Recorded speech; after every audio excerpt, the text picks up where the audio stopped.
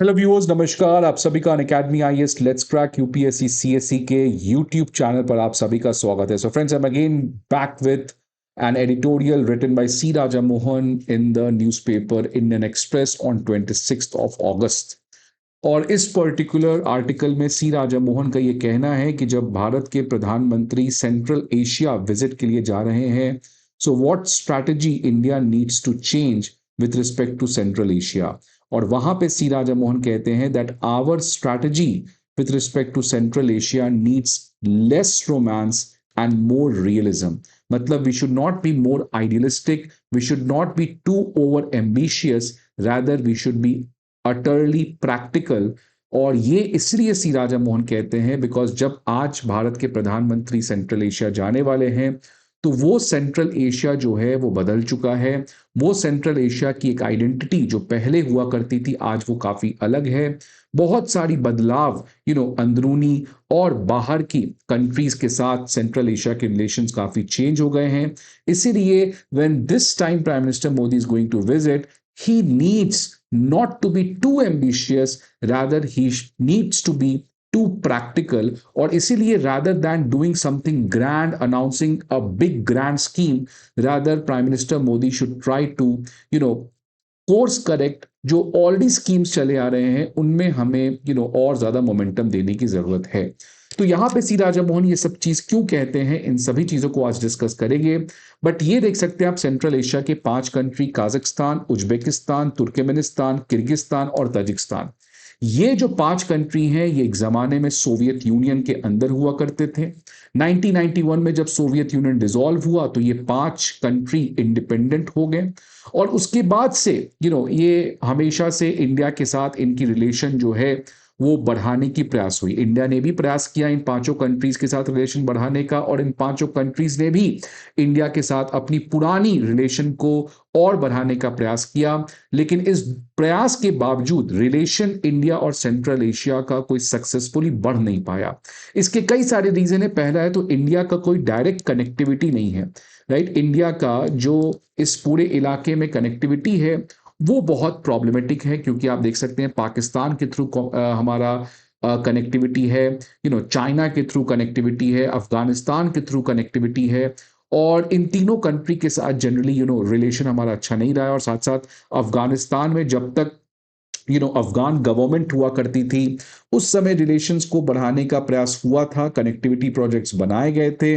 लेकिन जब से तालिबान आए हैं और अगेन पाकिस्तान तालिबान के बीच में जिस तरीके का प्रॉब्लम हुआ है, again that is creating logistical challenge for India कि कैसे वो सेंट्रल एशिया को एक्सेस कर पाए। बिकॉज आपको पता है इंडिया जो है वो ईरान में चाबहार पोर्ट बनाया था, और चाबहार पोर्ट के थ्रू हम अफगानिस्तान जाते और अफगानिस्तान से हम लोग सेंट्रल एशिया जा सकते थे। बट आपको पता है कि जियो पॉलिटिक्स हैज चेंज। ईरान के चाबहार पोर्ट के ऊपर जो भारत को सैंक्शन वेवर दिया गया था वो हटा दिया गया। और जिस तरीके का आज यूएस और ईरान के बीच में हालात है, तो ईरान के साथ भारत का चाबहार पोर्ट पे समझौता को आगे बढ़ाना, that is also not going to be a good thing. तो मतलब डायरेक्ट कनेक्टिविटी नहीं था, जियो पॉलिटिकल काफी चेंज हो गया। और इंडिया के ऊपर जो एक्सपेक्टेशन था सेंट्रल एशियन कंट्रीज का, कि सेंट्रल एशिया आपको पता है कि इनके पास भरपूर रिसोर्स है। मतलब आप किसी भी पीरियोडिक एलिमेंट के एलिमेंट्स को देख ले, you are going to find that element in the central Asia. और सेंट्रल एशिया हमेशा अपने इस रिसोर्स को एक्सपोर्ट करना चाहता था, बट सबसे बड़ा मार्केट जो सेंट्रल एशिया के लिए बना, that was not India but that was China. तो China was able to deliver to the expectations of the central asian country। so ये कुछ 3 रीजंस हैं। पहला रीजन सी राजा मोहन कहते हैं कि इंडिया का लैक ऑफ डायरेक्ट एक्सेस। दूसरा, इंडिया की जो नेशनल कैपेबिलिटीज है वो ऑब्वियसली चाइना के कंपैरिजन में काफी कम रही, and that's why central Asia prioritize its economic partnership with China. And third, persistent geopolitical headwinds. आपको पता है पाकिस्तान के साथ इंस्टेबिलिटी, चाइना के साथ इंस्टेबिलिटी, और अफगानिस्तान की जियोपॉलिटिक्स भी काफी ज्यादा अप्स एंड डाउन से गुजरी है। इन सभी चीजों की वजह से डिस्पाइट ये दोनों का आपस आना, उसको प्रयास करना, वो कभी भी सक्सेसफुली मटेरियलाइज नहीं हो पाया। और अगर आप आज देखेंगे तो इंडिया और चाइना का इंडिया और सेंट्रल एशिया, इन 5 कंट्रीज के साथ जो हमारा बायलैटरल ट्रेड है वो केवल कुछ $5 बिलियन के लगभग है, फ्यू बिलियन डॉलर्स। लेकिन अगर आप देखेंगे इन 5 सेंट्रल एशियन कंट्री का, इनका चाइना के साथ जो बायलैटरल ट्रेड है माय फ्रेंड्स, वो $102 बिलियन है, 120 times more than the India's economic trade with all these 5 countries। और इन पांचों कंट्री का जो सबसे इंपॉर्टेंट, सबसे बड़ा ट्रेडिंग पार्टनर है वो भी है China. So obviously China has been able to do a lot in central Asia. Belt and road initiative के अंदर चाइना वहां पे काफी इंफ्रास्ट्रक्चर भी बना रहा है। अब इसमें ऐसा नहीं है कि इंडिया नहीं कर पाता, बट इंडिया भी अपने रिलेशन को सेंट्रल एशिया के साथ बढ़ा सकता था। But again, don't forget the problem of connectivity. China तो डायरेक्टली लैंड बॉर्डर शेयर करता है, तो इनके लिए काफी आसान है रिलेशन को आगे बढ़ाना। But anyway, so what C Raja Mohan says कि 1991 से लेकर अभी तक प्रयास बहुत किए गए हैं, बट वो प्रयास जो है अपने कंक्लूजन की तरफ नहीं बढ़ पाए हैं। अब सी राजा मोहन कहते हैं कि देखिए, प्रयासें तो बहुत हो गई, अब प्राइम मिनिस्टर मोदी वापस सेंट्रल एशिया जाने वाले हैं उज्बेकिस्तान के साथ बायलैटरल विजिट के लिए, और एससीओ समिट के लिए किर्गिस्तान जा रहे हैं। लेकिन अब प्राइम मिनिस्टर मोदी को समझना पड़ेगा कि जो पहले के प्रयास किए गए थे और अब जो प्रयास करने की बात आती है, तो ये प्रयास हमें अलग तरीके से करना पड़ेगा। बिकॉज जब last time prime minister Modi गए थे सेंट्रल एशिया कंट्री में, वो 2015 था, और आज वो सेंट्रल एशिया जा रहे हैं, तो हालात काफी बदल चुकी है, ग्राउंड रियलिटी काफी बदल चुकी है। और यहां पे सी राजा मोहन 4 चेंजेस की बात करते हैं कि क्या क्या वो 4 मेजर बदलाव हैं। और इसीलिए सी राजा मोहन का कहना है कि इन 4 बदलावों के मद्देनजर भारत को अपने स्ट्रेटेजी के ऊपर पूर्ण विचार करना पड़ेगा, लेस आइडियलिस्टिक होना पड़ेगा, मोर प्रैक्टिकल होना पड़ेगा। और कैसे वो करना होगा, इसके बारे में सी राजा मोहन बात करते हैं, मैं एंड में डिस्कशन करूंगा। बट पहले देख लेते हैं ये 4 बेसिक चेंजेस हैं क्या। सबसे पहला चेंज है फ्रेंड्स कि सेंट्रल एशिया की आज जो अपनी आइडेंटिटी है, जो उनकी अपनी जियोपॉलिटिकल एजेंसी है, उसमें काफी चेंज हुआ है। बिकॉज ये जो सेंट्रल एशिया कंट्रीज हैं, इनको हमेशा से जाना जाता था कि ये सोवियत यूनियन कोलैप्स होने के बाद बनाए हैं। और जब 1991 में ये पांचों कंट्री बने, तो जब तक सोवियत यूनियन में थे तब तो इनके बीच में आपस में झगड़ा नहीं होता था। बट जब ये इंडिपेंडेंट कंट्री बने, तो टेरिटोरियल बाउंड्री को लेके इन सभी के बीच में काफी ज्यादा विवाद हुआ। इनफैक्ट एक बहुत फेमस विवाद है फेरगाना वैली का। फेरगाना वैली एक ऐसा वैली है जो उज्बेकिस्तान, किर्गिस्तान और तजिकिस्तान के बीच में कई सालों तक हमेशा एक विवाद का बिंदु बना रहा। तो हमेशा से ये सेंट्रल एशिया कंट्री की पोटेंशियल बहुत ज्यादा थी, बिकॉज इनके पास रिसोर्स बहुत ज्यादा है, इनकी ज्योग्राफिकल लोकेशन बहुत स्ट्रांग है, इसलिए इनको हार्ट ऑफ एशिया भी कहा जाता है। लेकिन ये बहुत कुछ नहीं कर पाए। बहुत कुछ क्यों नहीं कर पाए? बिकॉज एक तो ये लैंडलॉक्ड है, राइट, इनका डायरेक्ट सी में एक्सेस नहीं है। दूसरा, ये लोग आपस में बहुत ज्यादा डिस्प्यूटेड रिलेशन रखते हैं, टेरिटोरियल डिस्प्यूट, पॉलिटिकल डिस्प्यूट बहुत सारा रहता है। और तीसरा, इनके बीच में जो इकोनॉमिक ट्रेड है इन पांचों कंट्रीज में, वो भी बहुत कम है। कुछ सेम हालत जैसे इंडियन सब कॉन्टिनेंट में देखने को मिलता है। लेकिन अब देखेंगे तो सेंट्रल एशिया बहुत कुछ बदल चुका है। 2018 के बाद से ये पांचों कंट्री हर साल इनके head of state summit level पे मिलते हैं, जो पहले कभी नहीं होता था। इन पांचों कंट्री ने फ्रेंडशिप ट्रीटी साइन किया है in order to create a genuine central Asian community. बहुत अच्छी प्रयास यहां पे की गई है। फेरगाना वैली का जो डिस्प्यूट था, इसको भी इन्होंने काफी हद तक रिजॉल्व कर लिया है। और जो इंट्रा रीजनल ट्रेड है इन पांचों कंट्रीज का, उसमें भी पिछले कुछ सालों में काफी बढ़ोतरी देखने को मिली है। Which means C Raja Mohan basically argues that when prime minister Modi is going to visit, this is not that बेचारा वाला Central Asia, this is a new Central Asia. क्योंकि जब आप डिवाइडेड होते हो तो आप वीक होते हो, but now they are united and that's why they can bargain collectively, they can bargain collectively. इसलिए यहां पे सी राजा मोहन कहते हैं कि prime minister should not expect कि ये लोग नेगोशिएट कर पाएंगे as a major of desperateness, because now they have a new geopolitical agency of their own. Second चीज जो सी राजा मोहन कहते हैं कि इनकी जो फॉरेन पॉलिसी है, उसमें एक बहुत बड़ा बदलाव आया है। क्योंकि ये लोग हमेशा से ग्रेट पावर रिलेशंस के लिए ऑब्सेस्ड थे। मतलब हमेशा से आप देखेंगे तो 1991 तक तो ये रशिया के सबसे क्लोजेस्ट पार्टनर थे। 1991 के बाद से लेकर अगर इनकी किसी के साथ बहुत गहरी दोस्ती हुई तो वो चाइना थी। तो चाइना इनका इकोनॉमिक पार्टनर बना, रशिया इनका स्ट्रेटेजिक सिक्योरिटी पार्टनर बना, और इन्हीं के ऊपर ये बहुत ज्यादा डिपेंडेंट थे।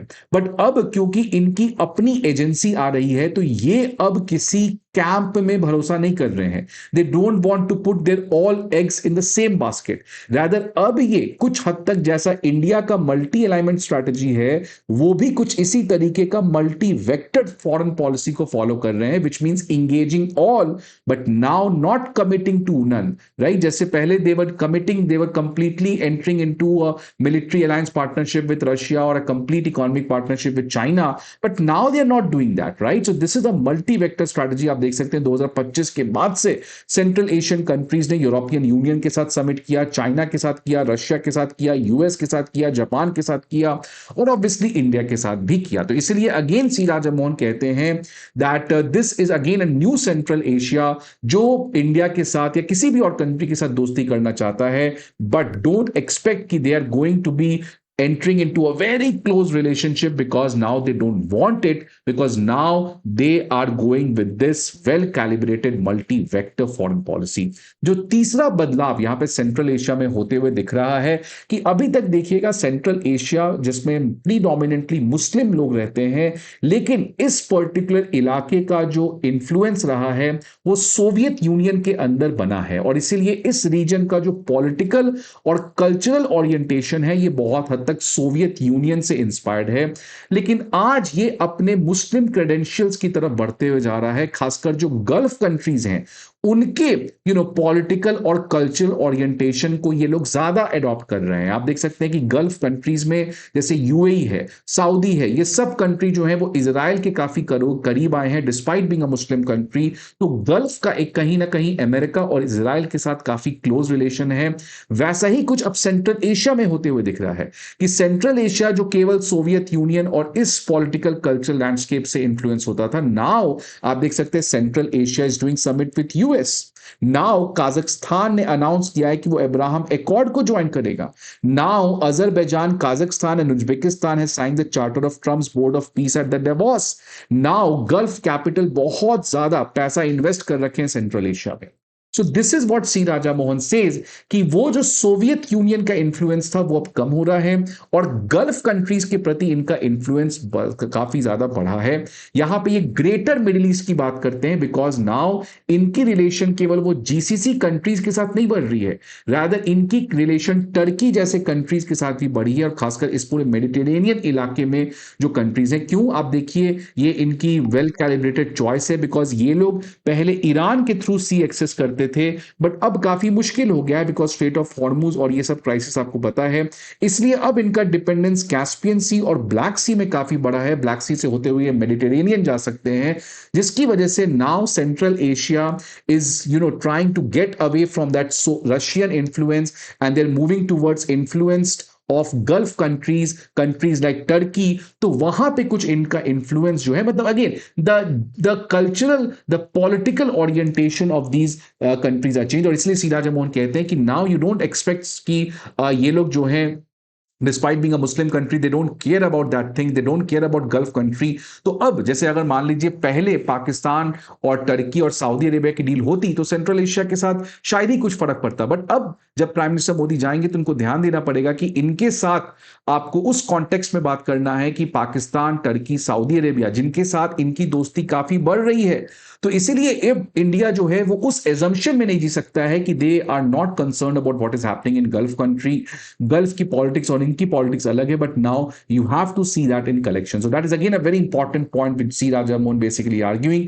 और चौथा चीज कह रहे हैं कि देखिए जब से अफगानिस्तान में तालिबान आया तो इन मुस्लिम कंट्रीज को लगा कि यहां पे भी रेडिकलाइजेशन की प्रॉब्लम बढ़ सकती है, और इसलिए इनको कहीं ना कहीं इंडिया के साथ रिलेशन अच्छा रखना पड़ता, because India has in the recent times enjoyed good relation with Afghan Taliban. लेकिन अब ये जो तालिबान का खतरा है इन पांचों कंट्रीज को, ये रेडिकलाइजेशन का जो प्रॉब्लम है, ये खतरा बहुत हद तक खत्म हो चुका है। अब इनके मन में वो डर नहीं है। इसलिए अगेन सी राजा मोहन का ये कहना है कि हो सकता है अब शायद ये सेंट्रल एशियन कंट्रीज जो है वो इंडिया को उतना रेलेवेंस ना दे। अगर यही कट्टरपंथी ज्यादा होता तो हो सकता है वो इंडिया के थ्रू यहां पे चीजों को स्टेबलाइज करने का प्रयास करते, बट ऐसा कुछ नहीं होते हुए दिख रहा है। तो ये 4 मेजर चेंजेस हैं, ये आप नोट डाउन करेंगे, वीडियो पॉज करेंगे। ये सब आपको यूपीएससी के मेंस या जिस भी एग्जाम की परीक्षा आप दे रहे हैं उसमें आपको ये जरूर लिखना पड़ेगा। अब यहां पे आते हैं कि इंडिया को क्या करना चाहिए। अब इंडिया को क्या करना चाहिए, तो इन्होंने कहा देखिए, आज 1991 से लेकर अभी तक बहुत प्रयास हो गए, वो प्रयास सक्सेसफुल तो नहीं होते हुए दिख रहे हैं। कुछ हद तक हुए हैं, बट जो हमारे ऑब्जेक्टिव्स हैं वो नहीं हो पा रहे हैं। इसमें बहुत हद तक गलती है ज्योग्राफी की, बिकॉज ज्योग्राफी जो है वो इतना ज्यादा कॉम्प्लिकेटेड है। इंडिया की कोई डायरेक्ट लैंड एक्सेस नहीं है, पाकिस्तान हमेशा ब्लॉक किया है, अफगानिस्तान अनस्टेबल रखा है। और जो हमारा बाकी पोर्ट्स था, चाबहार पोर्ट, आईएनएसटीसी पोर्ट, ये सब जिस तरीके से मिडिल ईस्ट में इंस्टेबिलिटी है, ये भी करना काफी मुश्किल है। तो इसीलिए सी राजा मोहन कहते हैं कि देखिए, इस समय this is not the right time, right? And that's why C Raja Mohan यहाँ पे कहते हैं we should have to be less romantic and more modest, मतलब हमारे एक्सपेक्टेशन सेंट्रल एशिया के साथ कम होना चाहिए। और इसी कॉन्टेक्स्ट में सी राजा मोहन कहते हैं कि जब प्राइम मिनिस्टर मोदी जाएंगे तो कुछ नया ग्रैंड ऑब्जेक्टिव लॉन्च करना ये सेंस नहीं बनता, बिकॉज वो इस कॉन्टेक्स्ट में अभी सक्सेसफुल हो भी नहीं पाएगा। और दूसरी तरफ कहते हैं कि इंडिया आज उस सिचुएशन में है भी नहीं कि हम चाइना के इंफ्रास्ट्रक्चर स्पेंडिंग, रशिया के ज्योग्राफिक एडवांटेज, यूरोप के फाइनेंशियल रिसोर्सेज और टर्की के direct access of the Caspian sea को कंपीट कर सके। इनफैक्ट सी राजा मोहन कहते हैं कि हमें वो करना भी नहीं चाहिए। रादर इंडिया को ये जो मॉडेस्ट गेन लेना है, मतलब छोटा गेन लेना है, वो गेन हमें लेना है जहां पे इंडिया की सबसे बड़ी स्ट्रेंथ एसेट है, सबसे बड़ी ताकत है, जैसे डिजिटल पब्लिक इंफ्रास्ट्रक्चर। इन कंट्रीज के फूड सिक्योरिटी के लिए इंडिया बहुत कुछ कर सकता है। सो इसीलिए सी राजा मोहन कहते हैं कि देखिए, be less romantic, don't think कि we can do a lot of things. एक तो geography is not going to support, geo politics is not going to support, and also we don't have the luxury of all these China की infrastructure और Europe की financial resource. इस context में हमें अपने तरीके से सेंट्रल एशिया के रिलेशन को मॉडेस्ट पर्सपेक्टिव से सोचना है, और वहां पे मॉडेस्ट गेन के लिए हमें उनको वो ऑफर करना है जो हमारी ताकत है, विच इज द डीपीआईज।